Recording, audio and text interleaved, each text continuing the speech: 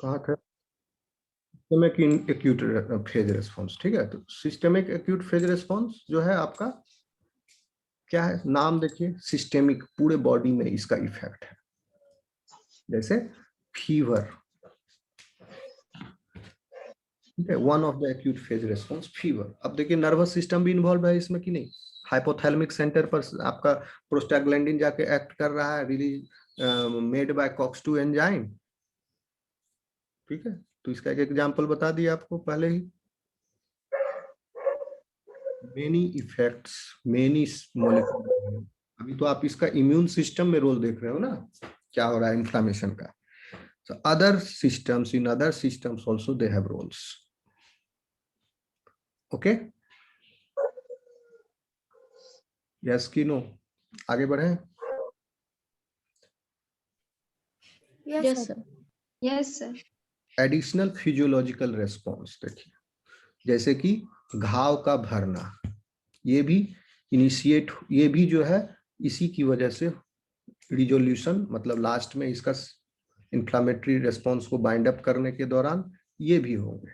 Wound healing, यहाँ पर क्या हो रहा है, टिश्यू रिमॉडलिंग, कुछ कट गया स्किन में तो यहाँ पर से टिश्यू निकल गया, तो पहले इंजरी हुआ, अब टिश्यू रिमॉडलिंग के द्वारा यहाँ पर फिर से नया टिश्यू बनेगा, स्कार फॉर्मेशन होगा, थोड़ा डिप्रेशन हो गया, इस तरह से। पहले जैसा तो नहीं हो पाएगा क्योंकि वो एम्ब्रायनिक स्टेज का डेवलपमेंट था, ठीक है, तो उसके जैसा नहीं हो पाएगा, लेकिन somewhat it will repair, somehow, थोड़ा सा भद्दा तरीका से ही, लेकिन रिपेयर कर लेगा।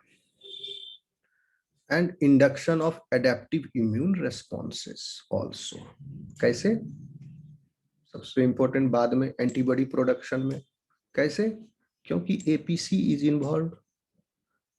एपीसी अगर फेगोसाइटोसिस ही ना करे तो एंटीजन प्रेजेंटेशन ही नहीं होगा, एंटीजन प्रेजेंटेशन नहीं होगा तो एडेप्टिव इम्यून रेस्पॉन्स इनिशिएट होगा नहीं, टी सेल इन्वॉल्व होंगे नहीं तो फिर बी सेल इन्वॉल्व होंगे नहीं, बी सेल इन्वॉल्व होंगे नहीं तो एंटीबॉडी प्रोडक्शन भी नहीं होगा। So see how important is this resolution of acute inflammatory response. Okay, so if the infection or tissue damage is not resolved,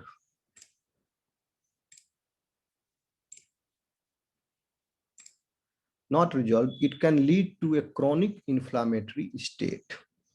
अगर ये acute phase इतना पैथोजन एलिमिनेशन करने के बाद या ये सब काम करने के बाद, इन्वेडिंग पैथोजन को, डेड सेल को रिमूव किया, activation of systemic acute phase response हुआ, ठीक है, एडिशनल फिजियोलॉजिकल रेस्पॉन्स जैसे वुंड हीलिंग हुए, ठीक है, induction of adaptive immune response start हो गया, तो ये सब हो गया, उसके बाद इन्फ्लामेशन का काम खत्म हो जाता है। इतना ही उसका, इतना ही काम करने के लिए वो चाहिए।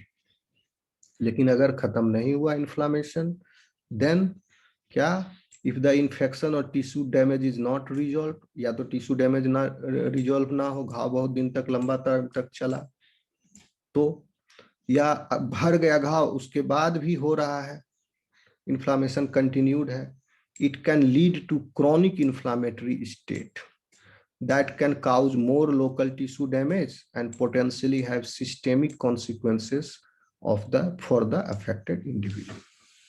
बॉडी पर इसका इफेक्ट पड़ेगा। ओके, आगे हम लोग इसको डिटेल्ड में मैकेनिज्म देखेंगे। करेक्ट? Yes, sir. ब्रेक ले लें, आप लोग को आधा घंटा का दे दें break for the next class. Okay, आप लोग ब्रेक ले लीजिए हाफ एन आवर, उसके बाद हम लोग डिटेल में मैकेनिज्म पढ़ेंगे इन्फ्लामेशन का। Okay Okay, sir. Okay. तो अभी हो रहा है 7:45, मान लो 7:15 बजे। सब लोग राजी Okay, हैं? sir. प्रॉब्लम है किसी को? Okay, sir. No, sir. No, sir.